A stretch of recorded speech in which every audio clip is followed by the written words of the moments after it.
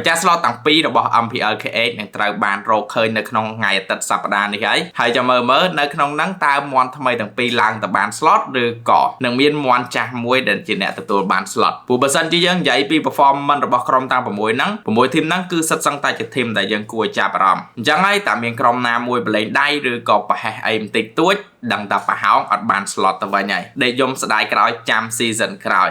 អញ្ចឹងចង់សួរអ្នកទាំងអស់គ្នាវិញតើ6ក្រុមហ្នឹងអ្នកគ្នាគិតថាក្រុមណានឹងទទួលបាន slot សម្រាប់ season 8ខាងមុខនេះហើយអ្នកទាំងអស់គ្នា fan ក្រុមណាដែរបើសិនសម្រាប់ខ្ញុំវិញ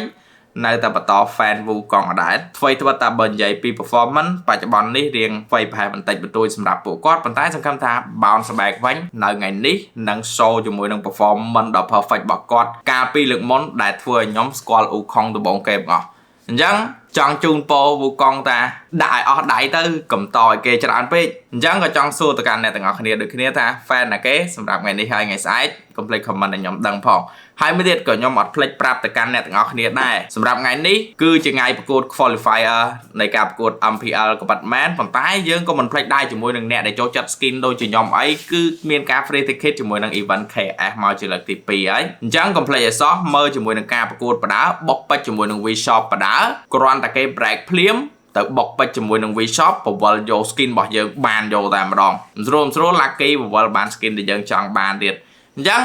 ជាចុងក្រោយចង់បានពេជ្រ complete ឲ្យសោះ V-Shop KH ហើយបើសិនជាចង់ឲ្យ Alaska ធ្វើវីដេអូបន្តទៅមុខទៀតឲ្យច្រើន complete ទៅដាក់ពេជ្រនៅ V-Shop KH